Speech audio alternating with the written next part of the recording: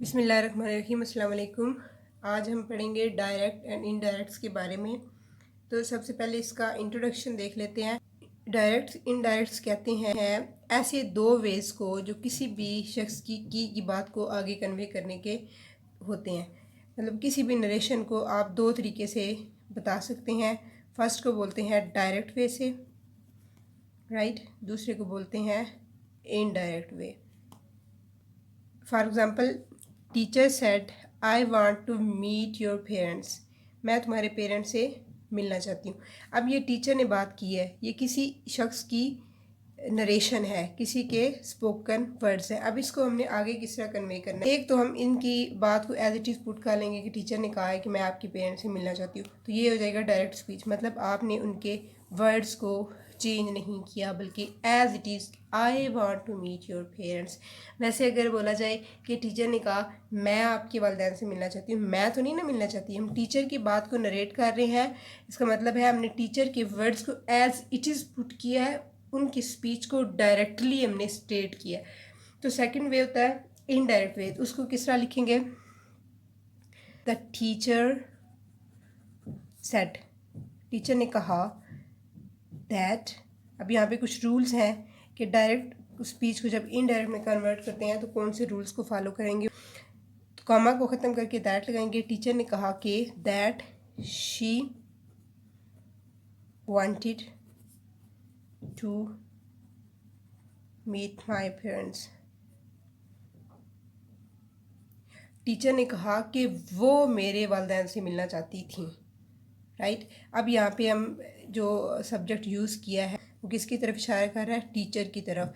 Teacher ने कहा कि वो मेरे, यहाँ पे उन्होंने मुझे कहा था कि मैं आपके पेरेंट्स से मिलना चाहती हूँ।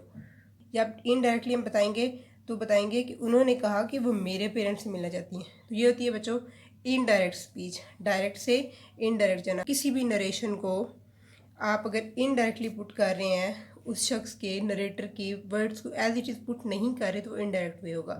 अगर स्पोकन वर्ड्स को as it is without changing any word, आप सब्जेक्ट को नहीं चेंज कर रहे, ऑब्जेक्ट को नहीं चेंज कर रहे, एज इट इज़ पुट कर रहे हैं, तो उसे हम बोलते हैं डायरेक्ट स्पीच।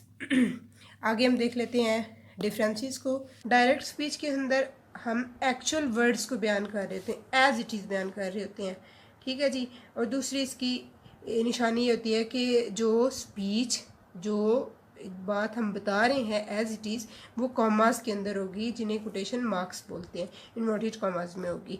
सेड के बाद, ये सेड है, सेड के बाद कॉमा आता है या कॉलन आता है, ये इसकी पहचान होगी। अब हम देख लेते हैं इनडायरेक्ट को हम किस तरह पहचान सकते हैं।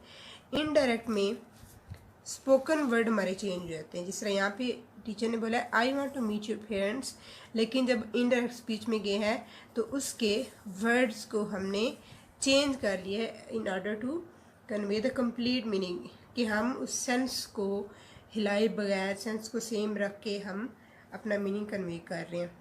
दूसरा पास्ट टेंस, ये हम रूल्स बाद में देखेंगे कि किन रूल्स के तहत हमारा टेंस और प्रोनाउन चेंज होते हैं। तीसरा ये होता है इसमें दैट का इनडायरेक्ट स्पीच में दैट का यूज़ होता है। वो क्यों होता है? जब हम इन्वर्टेड कॉमर्स को ख़त्म करते हैं तो हम रिप्लेस करते हैं उसे दैट के साथ, right. For example, she said I am going to school, तो ये हमारे पास डायरेक्ट स्पीच आ गई है। अब इसे इनडायरेक्ट जब बनाएंगे तो स्पोकन वर्ड्स को चेंज कर दिए, ओके। इसके प्रोनाउन चेंज हो गए हैं, इसके जो कोटेशन मार्क्स हैं वो गायब हो गए हैं, और सेट के बाद कोई भी कॉमा या कॉलन नहीं आ रहा। तो ये वीडियो ब्लर क्यों हो गई है? There is something wrong with my camera. अच्छा जी, तो हमारे कॉमा या कॉलन गायब हो चुके हैं। यहाँ तक आपको समझ आ गई? नेक्स्ट देखते हैं। नेक्स्ट में हम पढ़ेंगे कन्वर्ट किस तरह करते हैं अपने डायरेक्ट स्पीच को इनडायरेक्ट स्पीच के अंदर।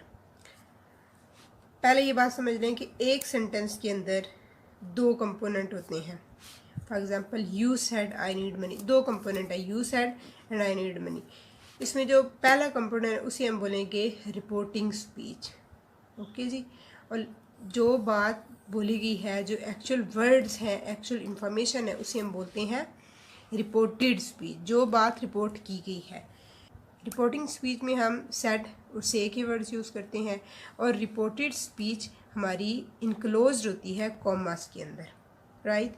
These are two components of a sentence of direct speech.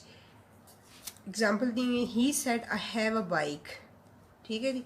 You said I need money, इसके इन्वर्टेड कॉमास के अंदर इनक्लोज्ड रिपोर्टेड स्पीच, और जो रिपोर्टेड स्पीच से पहले वाला हिस्सा होगा या ये बाद में भी आ सकता है, इसे हम बोलते हैं रिपोर्टिंग स्पीच।